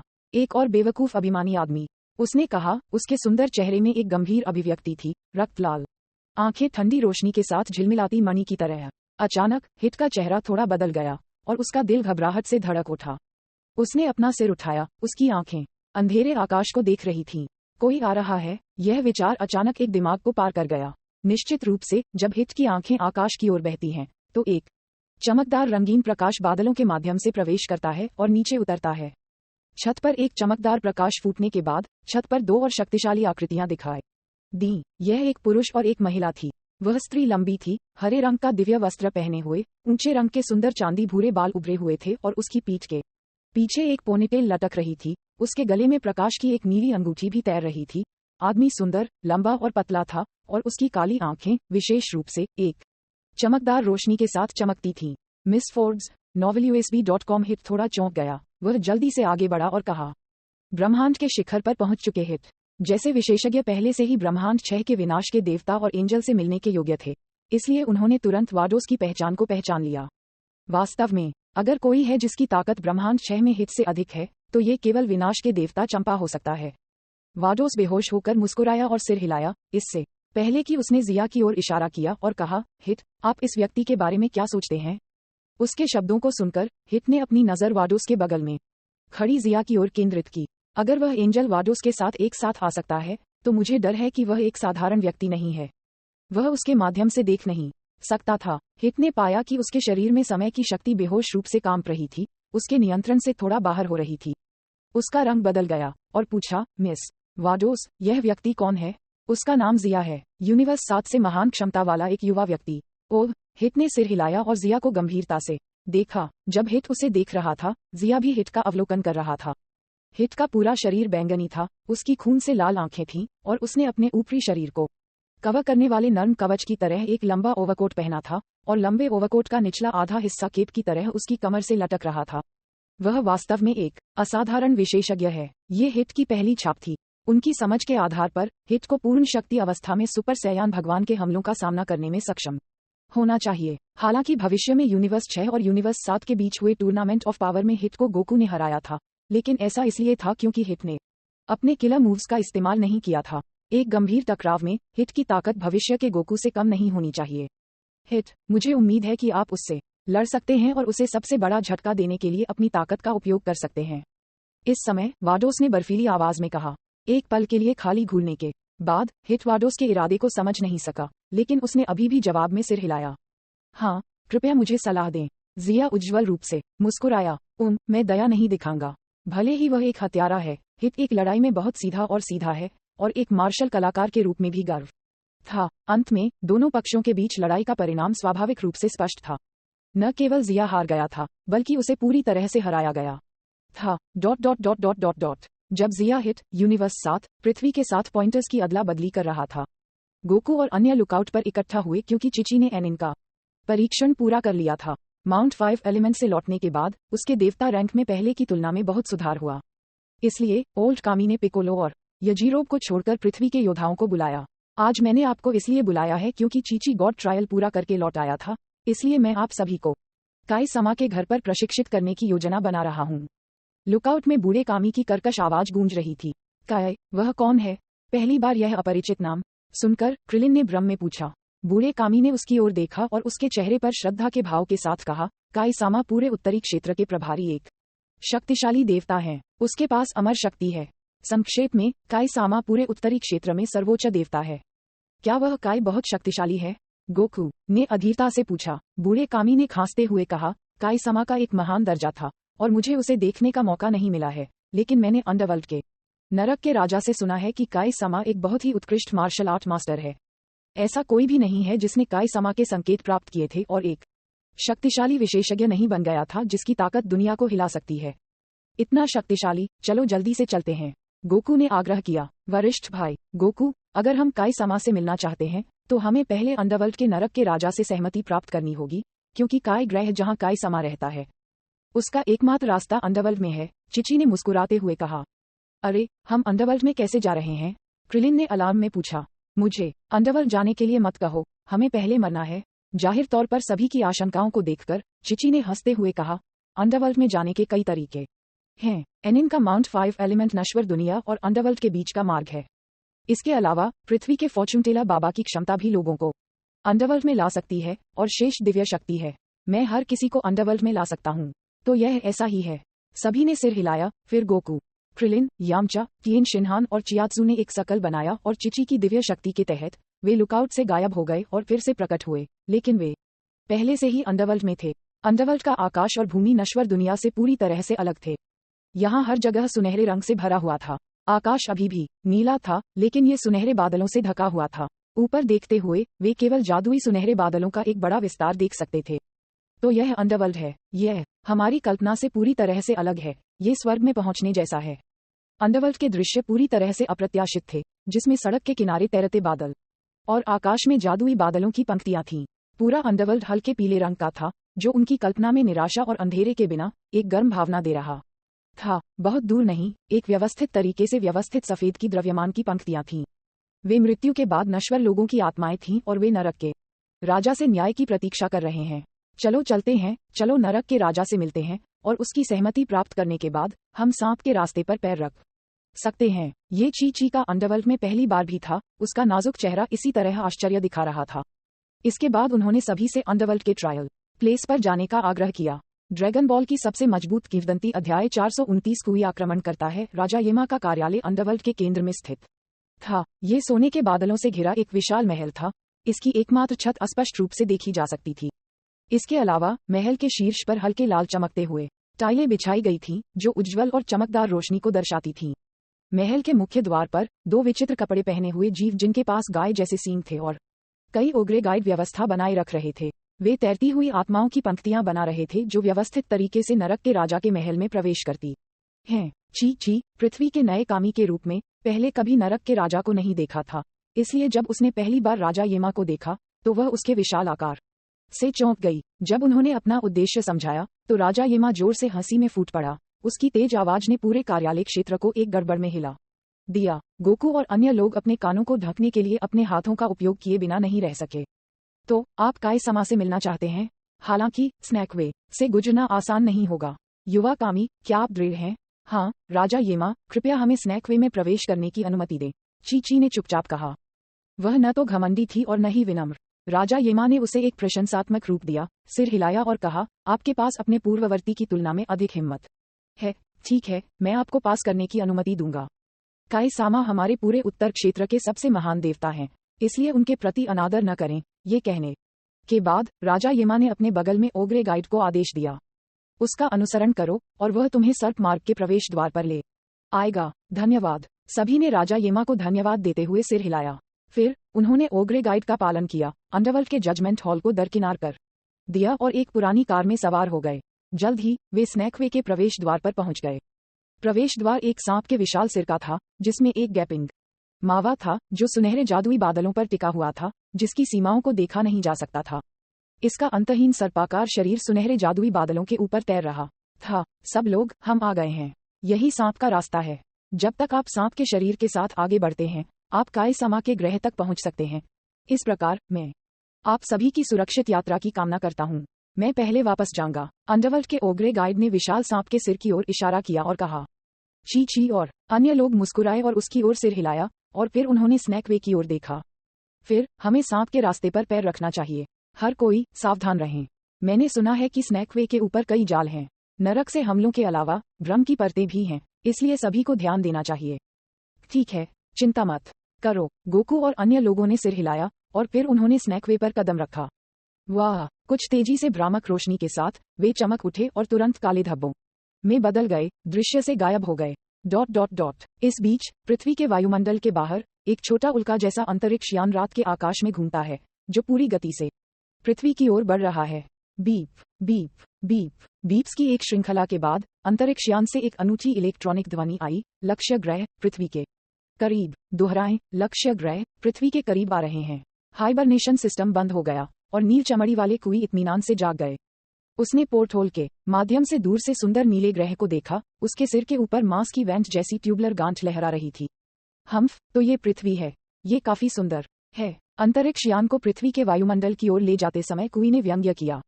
जैसे ही अंतरिक्ष यान ने वायुमंडल में प्रवेश किया, हवा के साथ घर्षण ने अंतरिक्ष यान की सतह को लाल रंग में चमकने का कारण बना दिया, जो आग के चिलचिलाती गोले की तरह दिखाई दिया, क्योंकि यह अपने पीछे एक लंबी पूंछ खींच रहा था। कहीं एक खेत के बाहरी इलाके में प्रकाश का एक विशाल गोला आकाश में लहराता है और एक धमाके के साथ ये 10 किलोमीटर से अधिक दूर घास के मैदान पर दुर्घटनाग्रस्त हो जाता है। उल्काओं का पृथ्वी पर दिखाई देना दुर्लभ नहीं था, लेकिन उल्काएं जो सफलतापूर्वक जमीन पर उतर सकती थीं, काफी दुर्लभ थीं, क्योंकि उनमें से अधिकांश वायुमंडल में जल गए थे। जोरदार दुर्घटना ने तुरंत आसपास के खेतों के मालिकों का ध्यान आकर्षित किया और वे जल्दी से दुर्घटना के स्थान की ओर चले गए। घास के मैदान पर कुछ किलोमीटर दूर हरी भरी घास हवा में बहती थी, लहरों की तरह लहरें पैदा करती थीं। अंतरिक्ष यान घास के मैदान से टकराया और 20 मीटर से अधिक चौड़ाई और लगभग 6 या 7 मीटर गहराई के व्यास के साथ एक विशाल गड्ढा खोल दिया। रेत और धूल के छींटे 100 मीटर के क्षेत्र में हर चीज के ऊपर भूरे भूरे रंग की छाया डालते हैं। केंद्र में छोटा अंतरिक्ष यान बीच में दफन था। प्रभाव के कारण सफेद पतवार पर काले खरोंच दिखाई दिए। यह एक ऐसा क्षेत्र था जहां पुराने अंतरिक्ष यान उतने प्रभावी नहीं थे। कुई का अंतरिक्ष यान वेगेटा और गोलाकार अंतरिक्ष यान के साथ अन्य लोगों से अलग था, लेकिन लैंडिंग विधि समान थी, सरल और खुरदरी। चरचराना अंतरिक्ष यान कुछ बार कांपता था और थोड़ा तैरता था। फिर हैच धीरे धीरे खुल गया और एक एलियन युद्ध कवच पहने हुए बाहर चला गया। कुई को खांसी हुई, वह अंतरिक्ष यान से बाहर चला गया और फिर क्रेटर से कूद गया।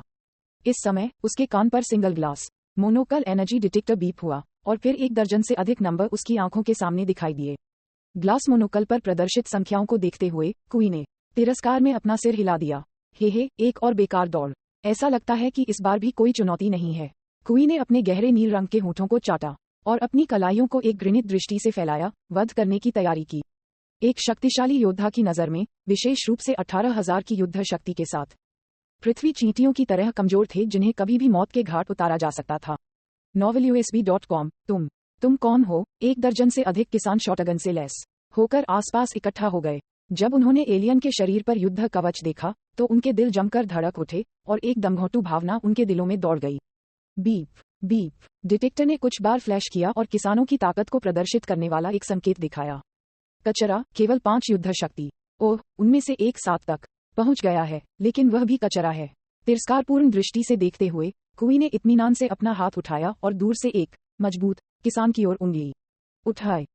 एक ठंडी रोशनी की किरण चमकी और उसकी उंगलियों से एक लाल लेजर निकला जो किसान की छाती को भेद रहा था।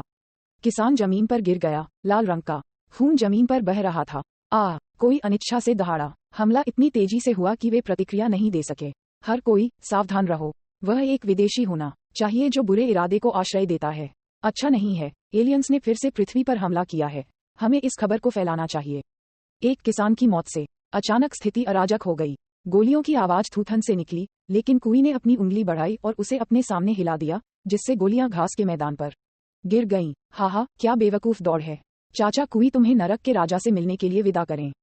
कुई बेतहाशा हंसे और अपना हाथ हिलाया। एक ऊर्जा किरण को बाहर फेंक दिया। 5 मीटर से अधिक चौड़ाई और 20 मीटर लंबाई का एक अर्धचंद्राकार खड्ड किसानों के सामने दिखाई दिया, जिससे वे सभी जलकर राख हो गए। हे, मौत को गले लगा रहा है। मुझे इस ग्रह पर अन्य आदिवासियों की युद्ध शक्ति पर एक नजर डालने दें। कुई ने ग्लास मोनोकल को टैप किया और फिर संख्याओं की एक श्रृंखला प्रदर्शित की गई। 4, 3, 11, 45, 21, 3, 67। वे वास्तव में कचरा हैं। ना, वास्तव में यहाँ कोई है जिसके पास 4,400 की युद्ध शक्ति है। वे 8,900 किलोमीटर दूर हैं। क्या असमानता बहुत बड़ी नहीं है? कुई हंसने के अलावा कुछ नहीं कर सका। हालांकि वह कुछ हद तक आश्चर्यचकित था। उसने बहुत ज्यादा परवाह नहीं की और खोज जारी रखी। उन्होंने उत्तरी गोलार्ध में 2 बहुत शक्तिशाली संकेत स्रोत पाए, 7,100 और 1,200 बैटल पावर।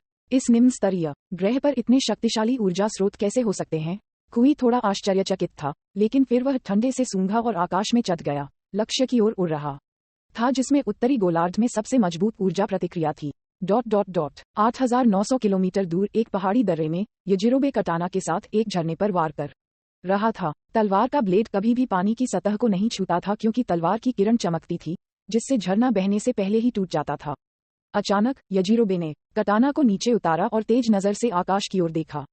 ये दुष्ट की, क्या ऐसा हो सकता है कि किसी ने फिर से पृथ्वी पर प्रवेश किया है? यजिरोबे ने मुस्कान के साथ अपना सिर हिलाया और अपनी पीठ पर तलवार रख दी। फिर वह एक दिशा की ओर उड़ गया। ड्रैगन बॉल की सबसे मजबूत किंवदंती अध्याय 430 ये कैसे है? क्या आपको डर लगता है? माउंट पाउजू। विशाल आकाश पूरी तरह से साफ था, जैसे कि यह बह गया हो। सुरक्षा चश्मे पहने बुला हल्के नीले रंग के इलेक्ट्रिक आर्क्स के साथ उपकरणों के ढेर वाली एक पहाड़ी के सामने झुकी हुई थी। बुला अपने नए आविष्कार पर काम कर रही थी। अचानक पहाड़ की पीठ तरकश हो गई और अनगिनत पक्षी अलार्म में उड़ गए। सुरक्षा चश्मे उतारते हुए बुला ने झुंझलाहट में पहाड़ के पीछे की ओर देखा और गुस्से से कहा, मुझे वास्तव में गोहन को प्रशिक्षण के लिए पिकोलो का अनुसरण करने की अनुमति नहीं देनी चाहिए थी। अब मैं अपना शोध भी ठीक से नहीं कर सकता। अपने हाथों में मौजूद औजारों को फेंकते हुए बुला बस एक कुर्सी पर बैठ गई और चाय पीने लगी। हालांकि बुला नाराज लग रहा था। वर्तमान मार्शल आर्ट वातावरण हर दिन तेजी से घना हो गया।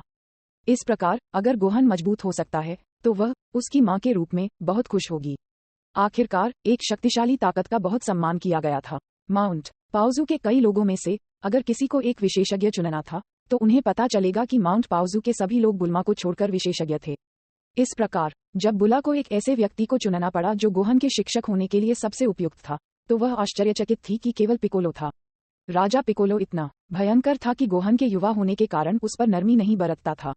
हालांकि बुला को हर बार अपने बेटे की खूनी नाक और सूजे हुए चेहरे को देखकर दिल में दर्द महसूस होता था, लेकिन वह जानती थी कि अब खून और पसीना बहाना हमेशा भविष्य में अपना जीवन खोने से बेहतर था। जितना अधिक बुला को पृथ्वी के बाहर विभिन्न ताकतों के बारे में पता चला, उतना ही अधिक बेचैनी उसने अपने दिल में महसूस की। उसे एक अंतर्ज्ञान था कि भविष्य में पृथ्वी पर कुछ बड़ा होगा।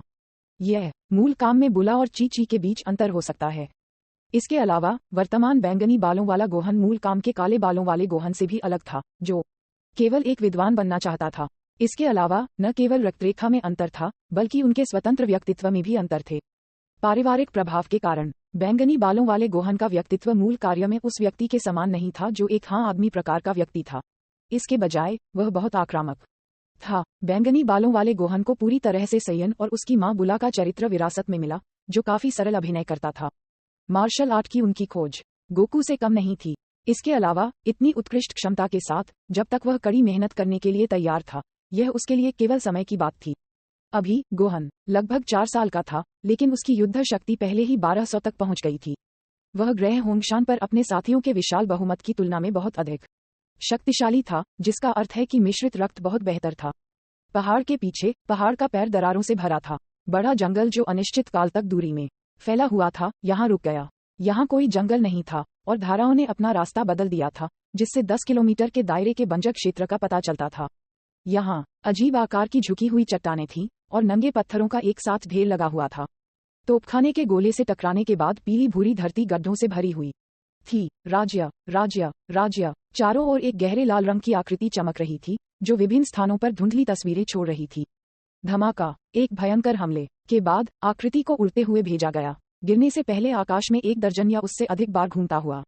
यह आश्चर्यजनक रूप से लगभग 4 या 5 साल का एक छोटा बच्चा था। गोहन, किसने तुम्हें चारों ओर देखने के लिए कहा था? आपके हमले ने मुझे गुदगुदी ही की। जारी रखें, पिकोलो ने डांटा। उसकी आंखें ठंडी रोशनी से चमक उठीं। घूम घूम कर पिकोलो का शरीर ब्रह्ममय हो गया और फिर वह सीधे गोहन के सामने प्रकट हुआ। अपने घुटनों को ऊपर उठाया और गोहन के पेट पर जमकर लात मारी। ठीक है। गोहन ने लार उगल दी और दर्द से बाहर निकल गया। पिकोलो भावहीन होकर चला गया और चिल्लाया, खड़े हो जाओ। हाँ, जोर से हौंदते हुए। गोहन का चेहरा नीला और बैंगनी था क्योंकि वह कठिनाई से खड़ा था। पिकोलो ने पलक झपकाए बिना सिर हिलाया और फिर एक और भयंकर लड़ाई हुई, सटीक होने के लिए। यह एक तरफा रौंदने वाला था। गोहन ने आह भरी, उसके माथे से पसीने की बूंदें टपक रही थीं। थोड़ी देर आराम करो इससे पहले कि हम एक बार फिर से जारी रखें। अपनी स्थिति को देखकर पिकोलो ठंड से हंसा और जाने के लिए मुड़ गया। हाँ, अंकल पिकोलो, मुझे अंकल मत कहो, तुम बदबूदार ब्राट हो, अजीब तरह से मुड़ते हुए पिकोलो ने कठोरता से कहा और फिर वह खुद से जमीन पर बैठ गया। अरे, अंकल पिकोलो, मुझे बताओ कि तुम्हारे और पिताजी के बीच पहले क्या हुआ था? गोहन रेंगता हुआ पिकोलो के घुटनों पर लेट गया और उसकी ठोड़ी उसके हाथों पर टिकी हुई थी। मेरे पास कहने के लिए कुछ नहीं है। हे, है ना? उस क्षण पिकोलो ने एक शक्तिशाली आभा दृष्टिकोण महसूस किया। उसका चेहरा तुरंत बदल गया और गहरी आंखों की एक जोड़ी विशाल आकाश की ओर देखने लगी। गोहन ने भी प्रतिक्रिया व्यक्त की और अपना सिर उठाया। उसकी बैंगनी आंखें भ्रम से चमक उठी क्योंकि उसने पूछा, अंकल पिकोलो, क्या कोई आ रहा है? हम्फ, यह एक और अति आत्मविश्वास वाला लड़का है। ऐसा होता है कि गोकू और अन्य मौजूद नहीं होते हैं। कार्रवाई करने की बारी इस राक्षस राजा की है। ब्राट, थोड़ी देर में ध्यान से देखो, यह आपके लिए फायदेमंद होगा, पिकोलो ने आकाश की ओर उदासीन रूप से देखते हुए कहा। गोहन ने ऊर्जावान रूप से सिर हिलाया। फिर उन्होंने पिकोलो के साथ मिलकर आकाश को देखा, अपने दिल में दूसरी पार्टी की गति की गणना की। आओ, गोहन ने सोचा। जल्द ही उसने देखा कि उसकी दृष्टि की रेखा में एक नील चमड़ी वाली आकृति दिखाई देती है। यह एक अजीब युद्ध कवच पहने हुए एक एलियन था। क्या ये 2 लोग हैं? हाँ, एक नामिकियन भी है। 7100 और 1200 बैटल पावर। किसने सोचा था कि इस निम्न स्तरीय ग्रह पर 1000 से अधिक युद्ध शक्ति वाले लोग होंगे? क्या डिटेक्टर खराब हो गया था? कुई ने शांति से अपने कान के बगल में डिटेक्टर को थपथपाया। प्रदर्शित संख्याएं अभी भी 7100 और 1200 थीं। novelUSB.com। ऐसा नहीं लगता कि डिटेक्टर खराब है। दिलचस्प बात यह है कि मैं अच्छा समय बिताने जा रहा हूँ। कुई ने अपने होंठों को चाटा, अपने चेहरे पर एक बर्फीली मुस्कान के साथ आराम से दिख रहा था। केवल 7100 युद्ध शक्ति उनकी युद्ध शक्ति का एक अंश भी नहीं थी। सर कुई जैसा शक्तिशाली अस्तित्व ब्रह्मांड में बहुत दुर्लभ था। कम से कम कुई ने खुद ऐसा सोचा था। इस समय पिकोलो उस एलियन को देख रहा था जो अचानक भ्रम के साथ आकाश में दिखाई दिया था। एलियन से उसने एक जोरदार और अंधेरी आभा महसूस की जो रात के अंधेरे में एक खोज प्रकाश के रूप में आकर्षक थी। अच्छा, इससे कोई फर्क नहीं पड़ता कि यह आदमी कहाँ से निकला है, उसकी ताकत साधारण नहीं लगती है। पिकोलो की आंखें एक ठंडी रोशनी से चमक उठी और वह मुस्कुराया, जिससे 2 राक्षसी दांत सामने आए। गोहन, जाओ साइड में छिप जाओ। गोहन को ठंडी नजर में गोली मारते हुए पिकोलो ने एक कदम आगे बढ़ाया। उसके पीछे का लबादा हवा में जंग खा गया। गोहन ने आसानी से इशारा लिया और छिपने के लिए साइड में भागने से पहले सिर हिलाया। ये देखकर कुई हिकारत से हंसे। हा, ये बहुत मजेदार है। आप मुझसे लड़ने की सोच रहे हैं? उसने मनोरंजन में अपना सिर हिलाया और कहा। हा, बेवकूफ आदमी, शायद आप नहीं जानते कि मैं कितना शक्तिशाली हूँ, अन्यथा आप ऐसा नहीं सोचेंगे। मैं महान राजा फ्रीजा के अधीन एक शक्तिशाली योद्धा हूँ। तुम्हारी कमजोर जाति को मुझसे तुलना करने के बारे में सोचना भी नहीं चाहिए। इसे भूल जाओ, मैं आपको अभी मौत की भयावहता का अनुभव करने दूंगा। कुई अहंकार से हंसे और अपनी थोड़ी सी ताकत जारी की।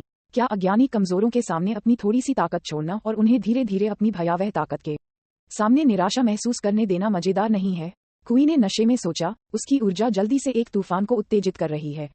इस समय माउंट पाउजू का आकाश अंधेरा हो गया, और ये तब तक नहीं था जब तक कि उसके कान के पास डिटेक्टर लगभग उच्च तीव्रता वाली ऊर्जा का सामना नहीं कर सका, जिससे अलार्म बज रहा था कि कुई ने पूरी तरह से अपनी शक्ति जारी की। ये कैसे है? क्या आप डरे हुए हैं? मैं आपको बता दूंगा कि मेरी वर्तमान युद्ध शक्ति 18,000 है। डर से कांप जाओ। कुई ठहाकों से भर गया, बह गया। बेवकूफ, पिकोलो ने तिरस्कार में थूक दिया। क्या यह इंडिगो की चमड़ी वाला विदेशी पागल है? शुरू से ही वह बिना रुके बात करते रहे। क्या उन्हें लगता है कि उनकी मामूली ताकत इतनी अविश्वसनीय है? एक और अभिमानी और दम्भी आदमी। पिकोलो ने अपना सिर अंदर की ओर हिलाया। यदि ब्रह्मांड में सभी लोग उसके जैसे हैं, तो डरने की कोई बात नहीं है। कुई द्वारा उल्लिखित नाम फ्रीजा ने पिकोलो का ध्यान आकर्षित किया। ये नाम काफी जाना पहचाना था, जैसे उसने इसे कहीं सुना हो। ओह, यह सही है। यह वह नाम है जो टाइट्स नाम की महिला द्वारा लिखे गए उपन्यास में दिखाई दिया। वह एक बहुत शक्तिशाली चरित्र लगता है। पिकोलो स्वाभाविक रूप से उपन्यास नहीं पढ़ते थे, लेकिन उन्होंने माउंट पाउजू में दूसरों को एक से अधिक बार उपन्यास के मोटे सारांश का उल्लेख करते सुना था, है ना? कुई हैरान था। उसकी ठंडी आंखें उसके सामने 2 लोगों को घूर रही थीं, क्योंकि वह सोच रहा था, वे डरते क्यों नहीं हैं? क्या उन्हें मेरी भयावह ताकत से बेवकूफ नहीं होना चाहिए था?